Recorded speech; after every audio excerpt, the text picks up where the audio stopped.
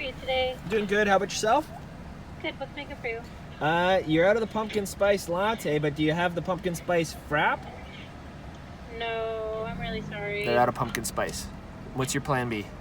A green tea frappuccino. Could I get a venti matcha frappuccino instead? Extra scoop? Yeah. They're out of pumpkin spice. I'm a pumpkin spice bitch. To be fair, this is the busiest. This is the busiest Starbucks in our area. That's true. Hey folks, welcome to day 3 of Contemporary-A-Thon. As you guys saw from the clips earlier, that was just me in the car headed back from Physio, which was like moderately uneventful, kind of painful, and so I didn't take any painkillers today because I wanted to be in like an accurate level of pain going into Physio, and they tested like my strength and movement and gave me some basic exercises that I can do to try to strengthen my nonsense. And it's funny too, because it was only at Physio where they actually confirmed I had a pinched nerve. Hello, my dear. Hello. I'll see you in a couple hours. Okay. Love you. Love you. Love you! Love you! So yeah, they confirmed that it is a pinched nerve in my neck/shoulder. So that's fun. So they gave me some exercises. I've set up my next like 4 appointments. I have a massage on Friday. I'm supposed to go back to work on Monday, but then I have a physio appointment on Monday, so I might go back on Tuesday. Oh, yeah, but I'm in a significant amount of pain right now because I just took a painkiller. It's going to take about an hour for it to like kick in, and I am hurting right now. It's in this side, and it helps to get my arm up. Also, my physiotherapist said she really liked my tattoos. So that was nice. It's funny, wherever I go and like people see it, they're like, what the fuck? They're either like one of two things. It's either like a young person, like my age or younger, that are like, oh my god, your tattoo's amazing. Or it's just someone going, the fuck is that? Like I could see the wheels turning and I'm like, oh fucking, is that a fucking Furby with legs? But yeah, you guys can see I'm just moving like around because I can't get comfortable and it's kind of garbage. Oh, that's a good angle right there. We went to Starbucks. This is my congratulatory Starbucks. Is it a giant bunch of caffeine? Yes, it is, but it's so worth it. Did this drink cost me $8? Sure did. Also, if you guys are wondering, a neck pillow makes a really great Starbucks drink holder, so there's that. I am going to start the audiobook of Unpregnant now and read some of this as a distraction. And then eventually I have to attempt to fold some of this laundry. I'm trying to stay like somewhat active. I don't say active, but you know, I've just gotten so sick of like just sitting and doing nothing. If it takes me 6 hours to fold this much laundry, damn it, I'm gonna do it.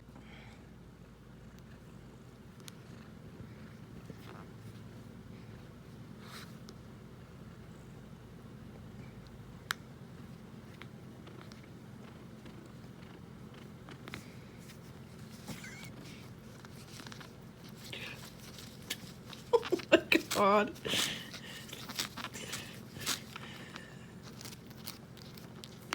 You're relentless, you know that.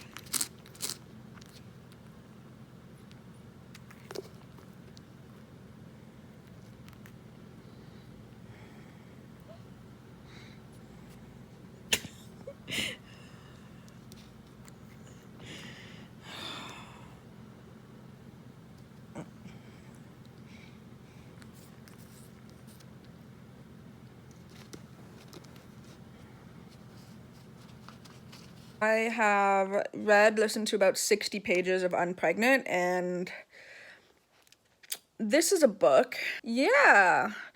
I mean, I understand that, like, this is people's situation, but, like, it doesn't make it any easier to read about. Her boyfriend in this is an absolute piece of garbage human, and pretty much everybody except for the main character in this book so far is a piece of garbage human, so that's fun. Road trip. Like, I don't know. Like, I'm gonna see how it continues, but it's It's pretty cringy so far. Yeah, that's all I have to say about it so far, is that it's cringy. Also, like I said, her boyfriend is horrible, so that's great. So there is one lady who owns a pawn shop and has a shotgun who just made this book like 1,000 times better. I'm invested now. Wow, this is a look. But anyway, and I'm not crying because of this book. I'm crying because I have a headache. I finished Unpregnant. And... okay, so... God, I don't know how I feel about this book. So, I mean, that right there should pretty much tell you everything. Tackling the subject of abortion and also having a boyfriend that purposely knocks you up against your consent is a hard subject matter. But then throwing it in the mix with a road trip book, which I like. I like road trip books. You guys know it's like one of my favorite genres. It just felt like inappropriate. I don't know. The best way I can say it is just like, it felt like we're gonna go on this quirky road trip with my quirky friend, and then also abortion. Ooh, and then also a crazy ex-boyfriend. I don't know, it just felt a little like too jumbled and too like here's the thing, I like road trip books because of that whole unbelievable factor, and people always get into like random hijinks, and you know, next thing you know, you're climbing up a dinosaur, or you're at a diner, or the car breaks down. It has all those road trip tropes, but then with like the whole mission of getting her to a clinic, and it just felt inappropriate at times. And like, I understand that there's a part in the back where the authors are trying to make a funny, like they said, the reaction from people when they said they're going to make a funny book about abortion, and that's what it is. It's like, well, people have that reaction because it's not funny. Like, write a road trip book or write a serious abortion book. It just feels like this is just a jumbled mess of both, and I understand what they're trying to do with that. I understand, but it didn't stick. And God, some of the characters in this are just horrible. Like, there was parts of this I definitely like there were I'm not gonna lie, like, I like road trip books, so I mean, naturally that part of it I liked, but it all felt, I don't want to say convenient, but like with the boyfriend showing up and stuff in the book, it felt like, oh, seriously, like it's just this, yeah, it felt weird because it had all like the convenientness of a road trip book, but then also dealing with this hard subject matter, and it did not mesh well. So yeah, there are definitely parts of this that I liked, but overall, it felt like teenagers written by adults in this quirky road trip book, but then they just so happened to throw in, you know, going to a clinic as like a hook for the book, almost. Like, it's just like, read our book, it's about this, but it's not going to be written well. I have a lot of thoughts about this. So I think overall, I'm going to give it a 2 on Goodreads. It so easily could have been... Hello? Hello, at me. I'm talking about this book. What book? Unpregnant. Nope, not going there. And that's how I feel about the book. Oh, was it really actually bad? What? Was it actually bad? I was just being a shit. Huh? I was just being a shit. Was it actually bad?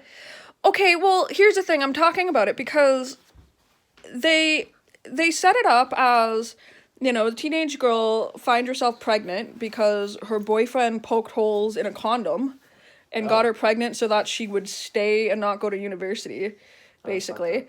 Yeah, okay, well, let me finish. And then they set it up as like, okay, well, she has to go out of state to get one, to go to a clinic, and yet we're gonna do a quirky road trip book for, like, 2. So it was like... Oh, that's...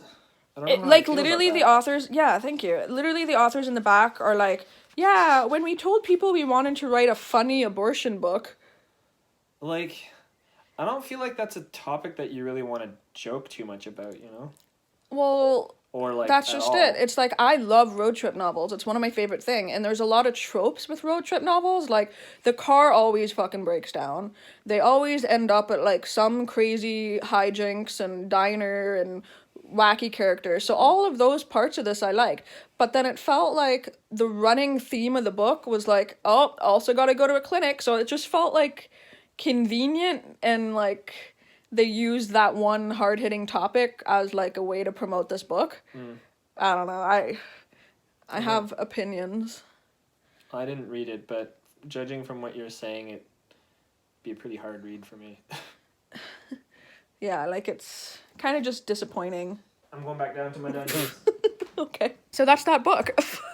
You smell like farts. Oh, you smell like farts.